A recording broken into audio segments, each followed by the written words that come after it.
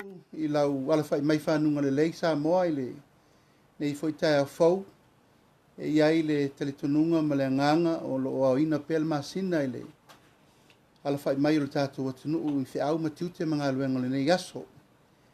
E tau ia inau whapoi vangana I sāma whainga tā masani o si tātou atunuu I ona tulanga whalupe.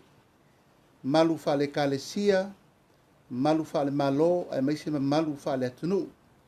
Ia nunu atu ia whaatini o tau sala, vai ane le pa ia, lau whainga luenga pa ia le atua, tofia wā, le nono manu Samoa, nei mātai au I sose whatawhai taulanga. Ai wo manatu, vea nia wano tāua o te ofolo whatu, o whatalo whatu I tulanga lo ia I nei fo I tai au manuia. O le awhaia lo leo e whai mafonga tau muli moli, ia o le nei tu malo, o le paia mawalunga a wā a inga sa tupua, a inga sa malietoa ma le mamalu le whaal tolu. E le ngata I lea o leitu le vai a wā le paia la inga mawaenga, a le limo sa SS ma lautua whaal tuua. O te whaaleo I nai se langona ma le nganga whaaloalo, e winga I le toi whaatula I mai o se mata upu, o toi sa tia I fo I le sao le nei tu malo I le nei vai tau. Pei tai Samoa le o toe nama se laina le toe whatula I mai o le mta upu, I le toe alo ai o le nei tu malo mo le whainga o lana palota lai titi po le pa election. E pei lavo sa mātou tala I le taimi ua sola, sa momoli atu ai fo I le tō wha ma le whautautanga le nei tu malo, e ala I upenga o whaamtalanga ia ma le pa ia ma walunga o walesi whasalalau umai Samoa, ia ona o le mātou tau mawhai lava e moli moli atu fo I la mātou fo I pito la au, ina ia malama lama ma manino si o tātou watunuu I le whaatatianga o le nei mta upu. La mātou leto e tala pe whaloina le awhaloloa Samoa e ala I le whaamavaenga na o whaia I le Maota fono, ono te manatu ua manino ma malama lama. O le foi wata oto I le angatonu, le fina ngalo lo tu malo e ala I la ufa mavaenga na o whaia tu ufafonga I te tonu le Maota fono, po le fono sili e Samoa I le Maota I tia whau. Peitai na whaia le to wha le nei tu malo, ina iau tu ina atu se tusi alo ia, e tali atu ai le whanonga, a mai se le to wha malilenga le nei tu malo e ala I le mta upu o la ufa mavaenga le Maota. O le aso sfulwono Iulai o le vai aso te nei la stofi, sa o atuai I le nganga whaaloalo, whailo I atu le fionga le li fong whatalai o le Maota fono Samoa. Ina ia momoli le whaatonunga na mai e te au o te whaoo ma whaaleo langona o le itumalo mo le fionga le fong whatalai.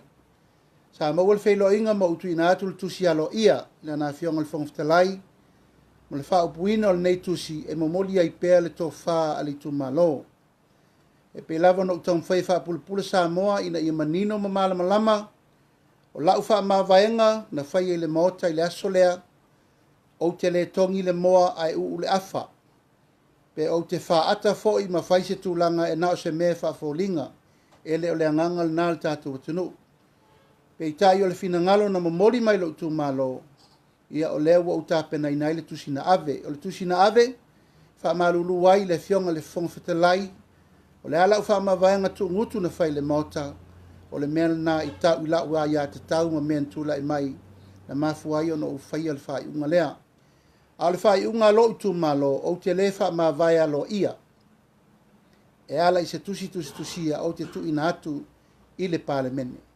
Ma o le tusi le nana o tu ina atu le fong whatalai, ma le talitonunga e leo sa uwha mawai ngalo ia lea na tu ina atu I le fionga le fong whatalai, ma le Maota fono Samoa. Ina ia ta oto le angatonu le nei mta upu pe lava o upu na whai atu le teimo sola le tātou. Atunuu, ina ia utou si la fia, lo whaatomuanga ma le taitainga, ma le tapasaina o lo au wai le Maota fono Samoa.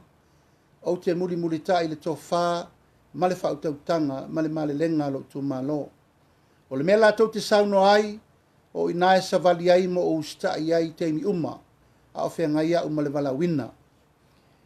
O lona lua o lato whaatonunga na tu ina mai, si le fia le tātou atunu ina ia o wanga I loa.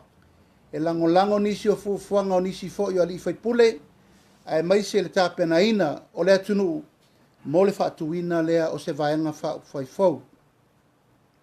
I le nganga faaloalo i lo tau mawhai e sa ili fofo le mataupu. Ina ia ta oto le angatonu le fina ngalo lo tu malo o te lefa ma vai. Alo ia, ma faatu wailoa ma se vaenga faafai. O manatuai i le faatatianga o le file mu, o le au letu inatu se tusi fa ma vai. Ina ia mana ia i le pule, ma le lima taitaina o lo tangata i le fina ngalo le tu malo. Ai ua usa auni e ta pena le vaenga faafaifou ma le stala i le vai aso fou. O ino na o manatuai ma lo talitonunga fa maoni. A o le stala ina loa le vaenga faafai, ia ona fato a o tu ua loa lea le Maota fono. I tu langa lo ia ma au lape o le tu la fono o fai ngā pālota. O manatuai ma le nganga faaloalo ina ia ta oto le anga tonu le nei mta upu. Ua o fai ai le fai unga e faa o ngā, e tu la fono fai ngā pālota, o te tu ua lo i ai le pāle mene o Samoa. E ta i o tō sila Samoa, le aso lava na tu ina tuai lau tu sile faa malamala mai mta upu, ia ua tu ina mai loa le fai unga a le fonga fetalai, ua faa muta lo utaimi ma le pāle mene. Ma ua tu ina tuai nei ma le faa tonunga i le ofisa o fai ngā pālota, e ta pena le pālota la titi mo le neitu malo Gagaifomauga le numero 12. Mātou te taofi wa vao ese i o mātou langona ma le langona utu ina mai le fonga fetalai. Wa manatu ese i foi o nei leo langona le sa mātou tau mawhai e tu ina atu. E tai o le Faasilasilaga le taeao le nei, o manatu ai e tau pena whaari le fina ngalo, wa toi iu iai le tō whaa ma le whautautanga le neitu malo, ia inga sa tupua ma inga sa malietoa. Wa manatu le tō whaa, ina ia mātou wo ia i le mea ua fina ngalo iai le fionga le fonga fitalai. Wha maulalo mātou loto, ai mātou wanga i loa e wha pupu le mata upu. A whai fo ia mātou wanga i e whaisa si finaunga, o lono wingo le a mata fo i ona to toso le lave ma le filifili. Ai ua mātou manatu, sa ili lalo malo. O le ale me ufina ngalo iai le fionga le fonga fitalai, e wha amuta lo utaimi ai le itula e mai le stalaino le vang wha ufai, sa o mātou manatu ai o ala i o le tula fono. O mātou talitonu sa ili le file mu. Ai mātou wanga i loa e usta ia, le wha atonunga, e ui lava ina mātou langona, e leo taatianga i o le tula fono pe a whai mātou te angai, e wha pula ma wha malamalama. O le tō whaua i nei, le ainga sa tupua, ma ainga sa malietoa ma le wha le tolu, ai mai se fo i le tapo inga, a le i tu o le vai le ainga o ma vaenga. Faasilasilaga lo ia tuai Samoa, ua mātou tā pena, ina ia whaia le fina ngalo, o le tātou malo, o le a whai, le pālota, la titi, a le neitu malo. Mātou te aso swai tuai va lui puenga i le whaafonga Samoa le nei aso, ma le mātou talitonunga ia e iai le nganga e tāliu ai popoe. Ona o tūlanga le ma alofia o tūla e mai le neitu malo, ai mātou te tāofi, tātou turi luma so tātou ai. O lo whaasolo pea e alu waso e sa waso, ma e talitonu i le whaapuupuina, ma le file mu, ma le taoto le angatonu le nei mta upu, o mātou talia ai ma le anganga whaaloalo, o le a mātou sauni, e whai le whai ngā pālota lai titi. Ina ia whaatea atu ai atu vasa, a e toe sa iri mai, se whai ngā pālota, po o ai e whiri mai o le neitu malo, e toe tau aveina le no fō le neitu malo, a ele i maea le nei pai inga. O te avefo le nei avano tāua, o te whaapai e tuai le paia ma le mamalu, o le neitu malo o lo alalam papa au i tawha e fia o Samoa, ia leo o tau whaafonga mai. Wa mai ano ufo i mai savai le whaiungo le nei vai aso, ia mai ai le tō whawha le tātou i tu malo, ia tātou mali lia ia. Tātou tā pena e tā pena le tātou whainga pālota lai titi, ia o lea ua afu atu i le aso lulu a taiao, ia o le a whaasolo tuai le ofisa o whainga pālota, ia e whaasolo a tātou le stala, masani, e peo na whai ai tu langa whapenei, a lolo mai se sa iringa whiriwhiringa o le tunu. O te tatalo atua i malua nganga whaaloalo, i le usta ia ai o le tula fono o whainga pālota, e le o mawhai, o na tātou toe pālota atu ia pia nei. Sei vana ngai la tau lo iai le malosi ato tol tino, ia maftianga tu mau le tino e ala le ato tol le malosi. Ia e mawhai o na whaatino ina atu i upolu nei. Au le lau tele, ma le to tele o le tātou i tu malo, mai lava i o na ao se i o nei utupu ma tamali, o le tua matausi e o e tātou whanau ua mawhai o na pālota, ia o se teimi o mai le tō whā le tātou nu. E wala au whaaloalo atuai ma tālo sangatu le nganga whaaloalo, ia o le awha i lo mai le ofisa o whainga pālota, le aso tonu e whaatino e le tātou wha moe moe. Au wata talo mai le tō wha ma le whautautanga le tātou i tu malo, tātou ono sai, tātou te malanga uma i savai. O lea o te taofi e leila loifo o le ono selau i le fitu selau. Tangata o lo alalam papa au i nei upolu atoa. O tel tonu e leo se ngaluenga whaingo fie. Ai ono le usta ia lava o tu la fono whainga pālota.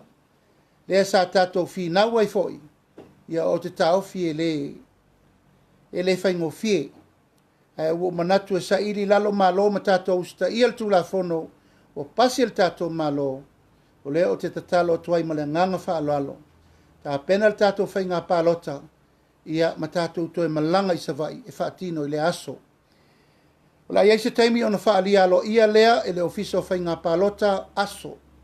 O le a whaataunu i nai le tātou whainga whirwhilinga. O la tātou muli taifoi ma utoe longo puialii, le pa ia ma le mamalu.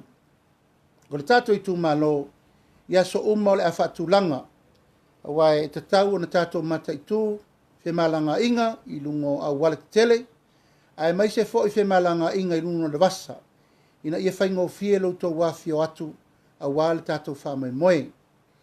E vea fol nei awa no tā ua o te whaasitisila aloa i ai fo i ai mai se fo i le tāpua inga le tātou atu nuu, o lo o tāpua i pēa e ala i le whaatuina o le vaianga whai fau, ia o te tuina atu se whaamatalanga, o toi o seanga, o na tātou tau nuu fo i lea le whaatino ina, o lea mata upu e pei fo i o na whaatula i mai, e le tō whaa ma le whautautanga al tātou i tu malo.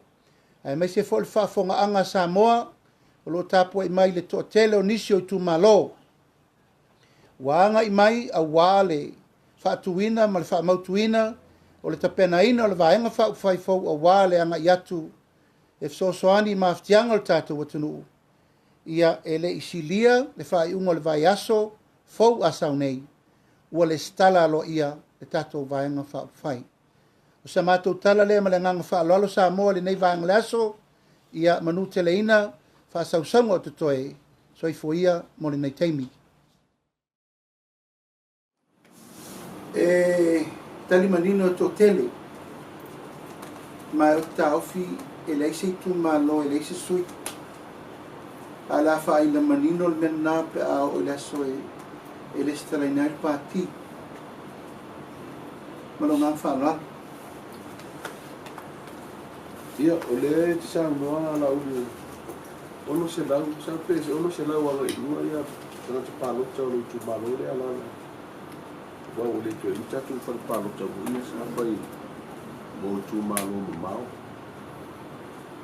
ia le ko e to au la tu la pono pe na palo tau e to ya pia ma fa ti no tu la ngole su tu wa la we tanga ta palo o le ko e fa mo e fio i fuata na te sul palo te lo tu san ko le sa fa il palo te le titia fa sale ang numero 2 tau sanga di mo ai la sa tau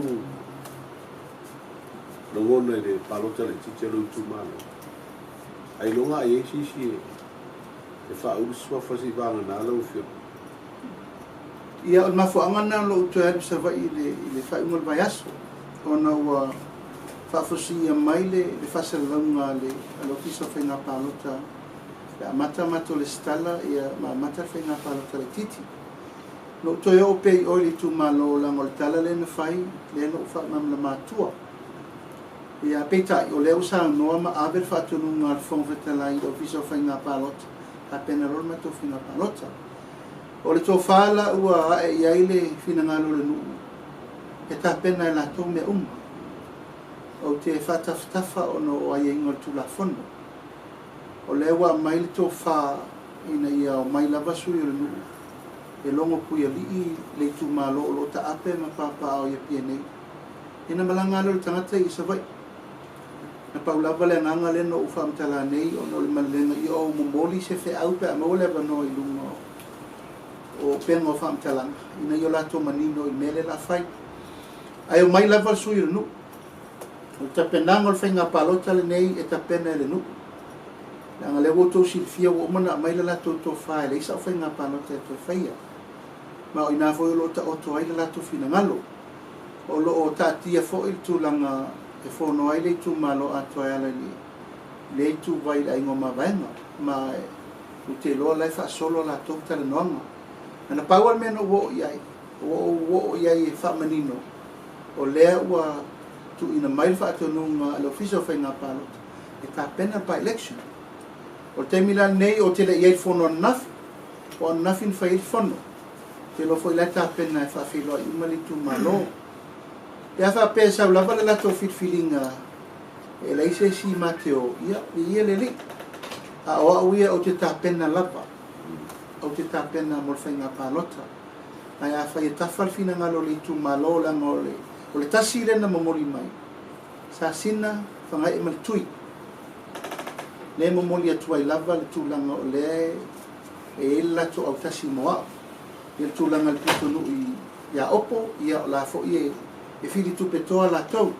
Am salo se teimi o na whaile o se whilo inga tu fatasi. Ia na mawai lea pe whaisa o whainga palota. Ia pe le ai. Ai o te tāpena pea o tūlanga umai. E pe o tamu whai si fiata ngā vai e le whaingo fien me he la whai. E fitu se lau mo tupu tangata. Então não foi le fai calculation sobre mere la fai te fa per esses persone il malo ele la loi fole se la utala per person e alwa ya tangata i sa fai ele fa pesa vai fuor tangata e alwa na inga ave me ave o le time i tu la tu le pasita o mul fanua i tu la ma afa le va ato i tu la i o e umane valu i tu la te malanga ilo walu mal sa e pe o langona na sata fina wai fo il nei tu la fono te amu ia o tau o lo lalampa pa au i whanua e na o fale al whainga palota to sa ufafu ale mele o isa vai ia a whapela e fitu se lau tangata ento mai tau le pe fie malanga ino e len fai fo ino uma tangata a tia ia inga tia i fale tia ina automaiti e whainga ta tele na fitu na ia ui o lea ia na uma lea uso matou tau fi o lea ngai pe fatino Wa le sia o lape la uli o tula fono o le mo fa malusia lo le stala o le tangata palota o le foi pa malusia lo walu e fai al palota tu la ngala le malanga ma watu le fitu se le o lo tu malo lo ala la papa au tu moane le wa sa no isi ele o umale ainga le o le sta ya fa ina le o uma o no tu la sa taulan silsila le o fiso fa nga palota e fai ni palota Faapitoa ia e fai palota Faapitoa na o e na ngase le Maota ngase o tulang o le tau wha longa tu ia i le usau longa le anga le ua umana ta oto teu i o tula kono i wha malusia no tangata whaina na palota o aso ia na lo walu e le wha malusia rau le stala e wha malusia la walu te palota ia a le ua tula i mo wha malusia ma vai e tulanga ho ia pe le la vea palota la titini e lo tu malo a le lomo il palo te tele teu sanga asal le la tatu tu tira mo tulanga whainga tā o le tulanga le wheo inga o tangata i tu malo ma mau le tatu mutu saba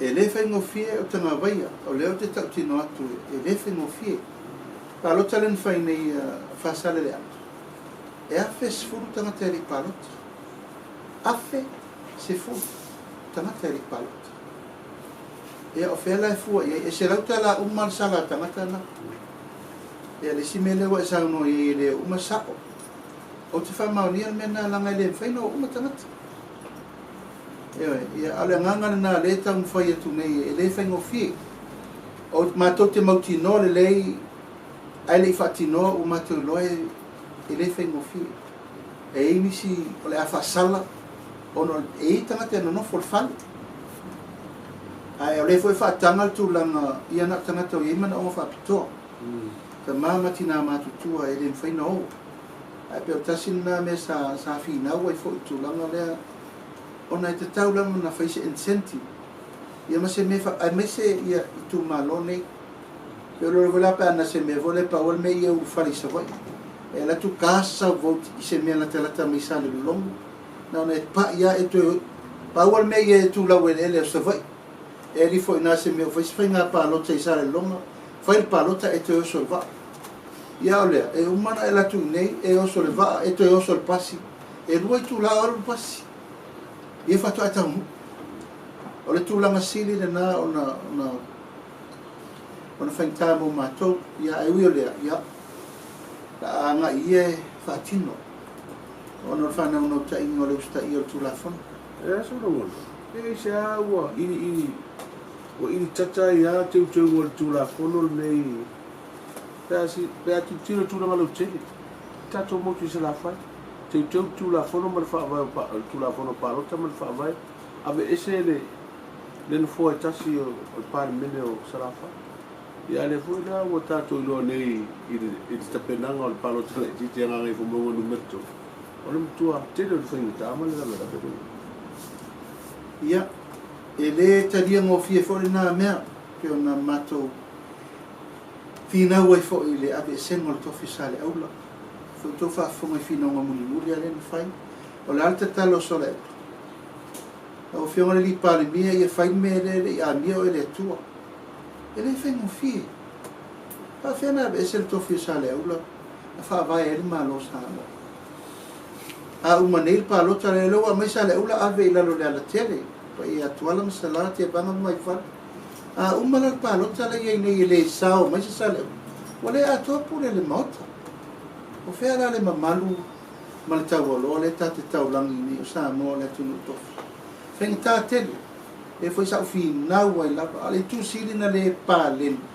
o le ave ese o ta si pia ai fa popo ave ese ta si sa voi ai fa popo su yo pia ia o fea e le mea e le ia pia le mo sa va e lo sai si ai tu a fai o fai le mea mo pia fai le mea mo sa va sa si le na fa popo pia ai tu mau pea si mato mo tu la fo ia nisi o tu malo te tau na vai o tu si le te mo tu fila na fai fa tasi al fa popo mo su sa fata mo su sa le ma ele fa pena fa pito a fa popo pia a popo sa va ia le mai tau tu ne ia na fa popo ma vai ia pia ma o polu ia ta auto stu langa le ia fa pena na fetata io le mensao o fa ile no Faipule ele o ta auto ma le ma o le lo loma al fontanga no Faipule na la nina poloka me nei ono le so ile au feta la no ia fianga la nei a fianga tonu le la test nei ia ta ele fai mo fie a fa ta ila termine ile fitu se laula mato a tal palo ta tele le sa nei e isi tu malota ia ona va feren fa o no vinga tops fu feta na tela is it a concern to you about this and to like my to go no pass but the fact no in reality or tu la fono le fa me fa te a uma party it's a huge concern for me le o fai ni fai uma ya te o tu o te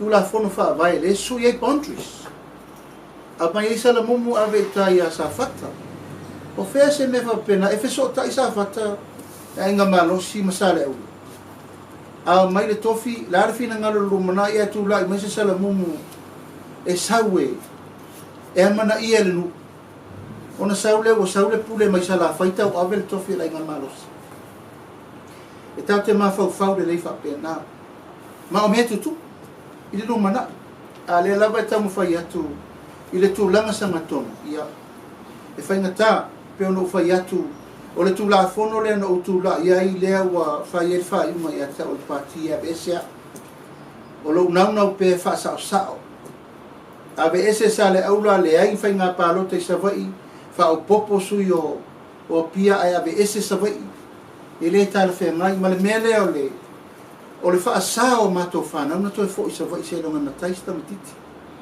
Ai fosi e nofo i le residency. Whea whaasino manga pe au lai fo matiti e na nau e ale pālota e le ai ngolunta māpo le ai ngoluntina. Whea whaatau o lo whaasino manga ma le mete sawa. O le mwhai. Ma tātou tapu le ai a tatau o le tamatiti. E whiri ai wa atolo na rusu tasi tausanga. E halu po le ai ngolunta māpo le ai ngoluntina e pālota. Tapu. Ia whape mai se longa e te matai. Ia whaftai e leo whatu afsu ia tu la whono. Ufu lima tau sanga whatu amwhaina matai a te loa leo tu ma lusu tasi. Lango lusu tasi te pālota. Ai peo tapu ia o pei wa wati li ainga whaafai ngata. O le ase se ngo sawa il teimile nei. Ma le aungani meo tangata lai fafo. E fio mai pālota i nei.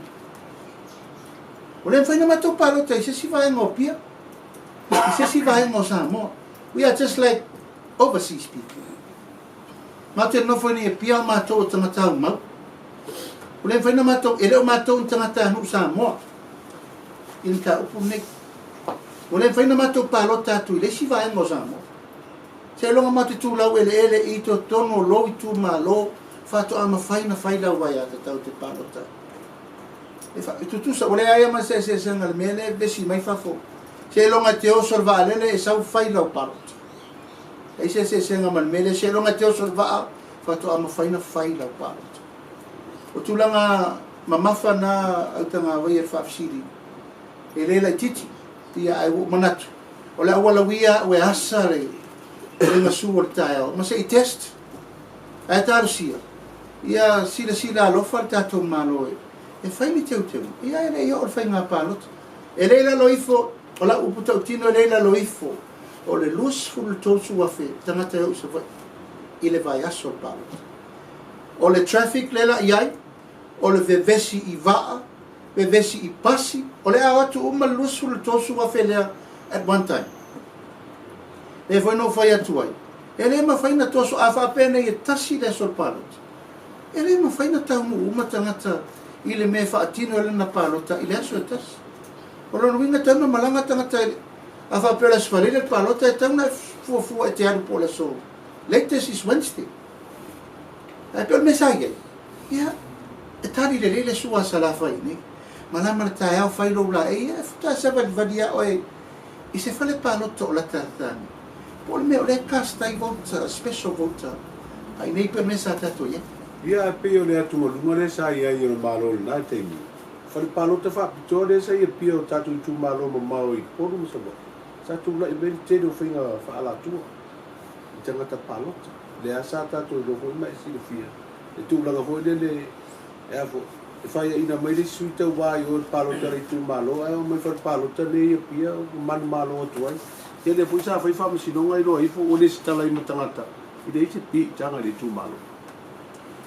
Ia o te letua ia le tu malo po le nuu mena. A whai e eini la peo mena le sitala o tangata isi. O ta whai oina le ofisa whenga pālota. That is their job. Screen lei, whamau popo mena. Ia rang matua mena a whai whape matua tu tu tangata isi i tono matolola. I le tautua ia le tu malo. O le matawhai oi na i wha maoni, o le ofisa e lesta la ina tangata pālota. Wa ai ia sao uma tangata e tuituto. E le wha peo tu malo, uma na ile lapen na wha pea e malo mai sawa, e wha ina nei. E le o tu malo uma mena. Ai e me wha pena na tu. Ai asi silefo. E le wha peo whai ina matu ia pia ono lista tangata o mai pālota, o tangata o le tu malo. E tu sa le lei ala ia te tau tangata pālota mai sawa. Ma le tangata sawa i le nei. E pālota le special vote. Ia e pego whai se alofanga. Nga ngol komiti lea e oso o e whai me nei tau sanga uma. O le au pā uma le pālota. Le upu tau sa ona. O no mai lola ia whautu la fono. E whata tau ia lato. Ina ia tu atu tū mai e. E se e le sao. O le mena le tupu ai nei. Uma le whainga pālota. File Commission of Inquiry. Uma le pālota. File Commission of Inquiry.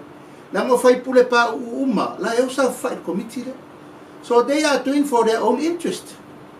Mo la to wamana tu ka vai la to. Ai mana ia atu e faises whainga whiwhiringa. Se a mai tangata e se leo tangata e a fia ni palota.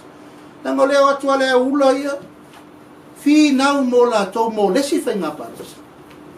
Ia le lau sau nei ia. Ora se se na la titi wati rena se se.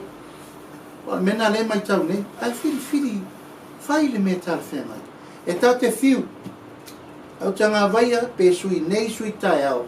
O le tunu e whea i tangata. E te nofo i pia, o mātou, e tātou mai sa vai au tanga vai. E alan tātou mai i pia, o ngā whānau, o ngā luenga. A o le whatu a tōma na nofo, tātou no, a home, i sin sa vai. A e nofo ni e tālo le wiki, e le puna le vai e sa vai. Ia ala, le la tapu ni tātou, o le fosi o tātou. E tātou no nofo i mei o tātou no nofo. A e nofo lai sa vai, au tanga vai, e whai lau palota i nei. E te lea i a, whapere whatai ta inga. Lea ua fosi nei lau whanau e pālota i whaleata. O lea pālota lau whanau e lea saufa whai inga whaleata. A le na tupu talua i nei. O fili e tangata whai mai. Le sui o whaleata, na tupu, a le tupu talua i nei. E lai titi aasi vaenga o whaleata o le whai nuu i tangata. A o fili la tangata isi. O no tangata ne o mai residenti nei whaleata. Ai pele ngangana nā. Tu o pia whaleata ma tangata whainu ma matai ma tangata moni o whaleata. Suli o whaleata. E whaia whai mo whaleata. Ia, fuala o i whale lau niu manu umai. E le ai sesi e se pi itanga i whaleata. Tu lo whaleata ma lo ta ua le whatu sangane. Ai ono o lato ele tu moti. E ua fosi umai sa vai e ni eno nofo i le residency. Le se leo le whai ngā upo whaleata. Le ai ma se manatu e whai e pe a whai tomo le nu. I a sa vai, a e fwoi oi, e se te ala tua oi e sa lotu. Ono lo fasino ma. Le vala lewa e a whea la ubiwa e. Pio lewa, o tutupua e ia le tele o nai Fesili a tāua e. Le anga leo le a whai le palo tala i titero i tu malo. A le toa ni masina mai a le paya inga le iei nei. A le la whatu doai ia tūlanga ia inga whongi o palo tala isi vai inga lewa e sa noe le i tu malo whareata. O le matai foi lea mai whare alupa mo te inga tūlou le whianga. Le mo whataulo na whanua i nei i tu malo le whareata le vea tua inga tai i nu ma vai. O le sau i te unga i na tau pasi e wharamena. Nā le matai al nu ma vai mwhaina le stala alu e tau vai su e na whori tu malo. A le matai whare alupa le alala i nei i ele i whawhanua o le tu malo whareata. E le mwhaina alu le palota. Nā le alu e whaan, alu e su e le po ai le Faipule. Ai le mwhaina alu e tau va. Ai se longa ngaula o pola pe alu e tālu sanga i nu ma vai pe mo mise matai alu e palota. Ia. E tasir na tūlanga whailonga lanu. O le tulafono lea. Whapate te inga la tu meles whate te inga la lata. Leu sau nei countries fau leu sau nei. O me le wabe se mail tulau le pai o la isa tuala ma sala. E va. O lea tu e nganga e maunga numela mua le va. Le sai sa vai. Le wa pai sa nganga top. Ala tual countries ala tual tini i alisa. O tangata alisa, e le whai nuu i tai i atuala masala, ma tai li pito o lea waa, lea ua whai ngoina nei, o lea ua tuu tutono le wharitua masanga. Ua mua, e le ai se tūlanga i whaalu pengo le wharitua masanga. E a fi ai i atuala masala ma lea waa tulou le whao wina. Me le tsau no iau tanga vai. E le mawhai e se suri a whakasi, la e to tomo a le isa. Na sau tau whai i sau whai ngonu ma vai. I to tomo le au wa. E le whai. Wai a ve iro na mana. O whea whai na montanga wha le nu e talia. Ai me se ai le wha wa se ma le montanga wha le kalesia le sa ma whai e o na ota na ta wha pia. E pe o mena le e whetu na inga tāte le tengine.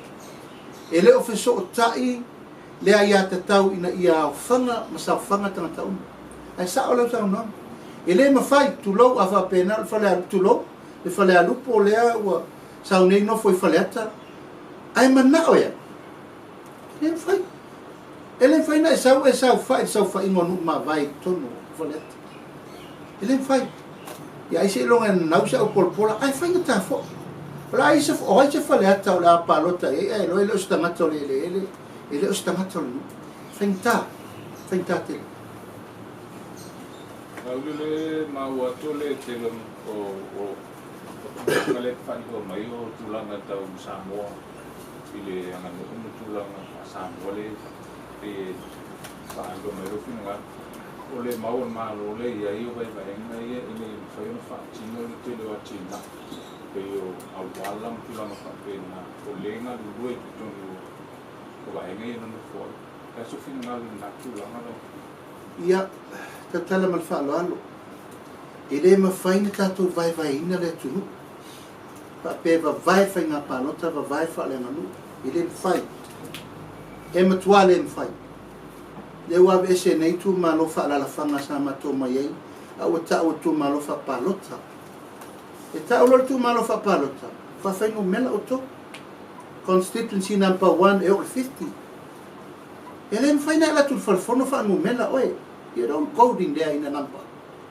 etua ete fia o Faipule fa la fanga e te alu mama malu lo tu malo em fai e matua se fo na men fai a ola fainga palota no famile tato wo fa fainga palota ai tato wo le li liu ne tu la fono e to o fa me o langa nu o fela le me fa mama malu le langa nu a fe me to si tu la malatina government responsibility fai latina o letu ato wherever you live fai mta fai o malo ele fa pe la tu tangata mai sa va ile I tawana o malo mai fai o wala fai le letisi that is the government obligation is served tangata o letu po o sa va te no foi nei o mta fai o malo fai le vai fai le letisi fai le wala ele fa pe ta tu le mena e te alula e mai lo foi pule sa vai sa fai me le te no foi e se na fa puma o le mata fai oi ma le tiuti al malo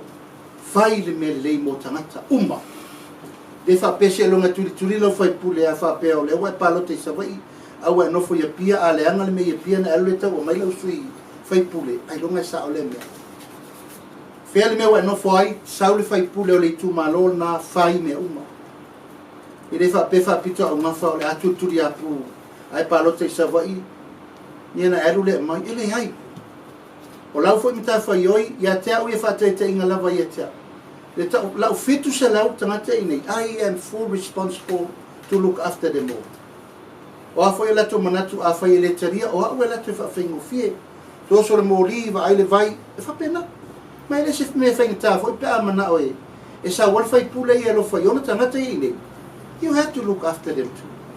Mai le se me fainta.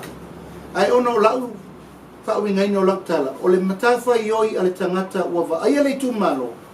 Po tangata ese, po tangata le nuu. O lau matafa ioi your application. Va ai le tu malo ato. Ia, mama nuu le mo le aba noa. Wa le. Te tūlanga o le mufakasina. O le pe o le tautapena mai le tu tangi a se ati e ava no so finingalo le bahanga le ia fa malulu watu o tanga vaia o manatu o tatu fatal te nonga le so ia ono le a isa o tapena ngo siapa election la ia se temi ia no tapa fo lo tu finingalo e te fa mo ni sa o le la alu ta mi sanga no fitu e tapena ngo nafa me mai lo mama mai apema so ni fa file mu ma fa no ni si fo tu lang wo mai al tato por kalami le so ya onole pa mo tato fenga palota e mal tapena ino van fa fai wa fa pe tau no fenga palota le ni e ola ta vai la lo le mo fo van fa e ma I fa to muanga a mataina a mata le fati no mo fa tau win o van fa fo te mo walo la lo e tu sapeto tasina o le sui a wayo nei pati o a tu fale le Maota ia o le nganga na ma lo to mo ia sta to ye u pole tu no ta si ia afi pena o te amataina ia e whapena na whai tala masine iei o matou fale i le palemene o Samoa whalau loa lo ia ele umane no foi Ue pa ia tu langa le la le stala i lalo le dia lo swafa o suite vai lalo le vai fa fo eu ia le i dopo le ale mo le vai fa fo stay on fa la do le si valo le te o va tu i po le aso ki le ngalo ava pene e te manu malo mai palo tana titi le fa ingo palo tana maua e lu afe di masela ai o lalo tu la fono tu mau o parmen ele alo ia lo pati tono parmen te lo tu e tu totas o fa inga malo malai fa totas ia le sui man malo mel pati e amana ia malo e tono o fa inga fa parmen Pio le tiro le numele tasi o sui Faipule. Ai le fata ua le lu afe di masela o tangata na fai le filinga oi. E fai rongo tangata fure na tu la fono tu maule ye nei. ia ono au lape o me foi na lina mafua ona fai tu la fono tu mau mal fa mawina. E la nei na ia mau tu fai nga malo tu mau. Ia o te le fa sanga taula i le fufuanga na fai. La o taofi o me alo ia na. E tauna atoa to valu sui Faipule o nano ia leo se vana whawhai. Ma le fu o te taria ina mena e pawan me tau ia tau. Wo le stala lo ia lalo le tula fono whai ngā palota. O la tula i tutung. E le whai ita fia o sui o le pati fōle la whai. E tu sa la pe le amana ia e le alo ia tono le palemene. A whafo mai o le palemene ma le mele o tu i lalo le tula fono whai ngā palota. Ia olo alo ia ai o le sui o le pati fōle la whai. Ai pe o te whataua tūlanga na i tūlanga alo ia. E tau tātou o e len whaina na whapeto tasi peto o mos pati. Tūlanga alo ia tau tātou o e me alo ia. Mamalu, te longa tō valu, e whato am whaina na whatula i se vana whawhai. Al tō tasi la vai, o te talia e whaina o tūtō tasi i le whamaluina o pārmeni. Au whafo maila, lei le tae ai me le tsau no e lua fe lima se lau en fifili mai au. Fa ta wanga na e ta wai mata waloa le ngol van fa fai. I lunga o fa maunga ale tula fono fe na palota. Ia fa fo mai pan.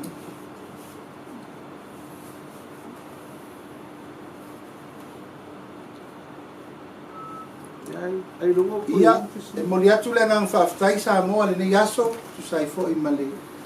Whalau ina ning taupu, whaftai atu le whafonga mai, whaftai fo sisi le mai e el tununga ia la tatou to e whilo i foi.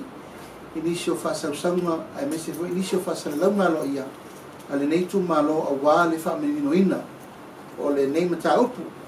Ia ai mole toi momo ngā lofa i whaiva matiuto le nei aso, ia ma le whamanatu atu pēle tatou i tu malo.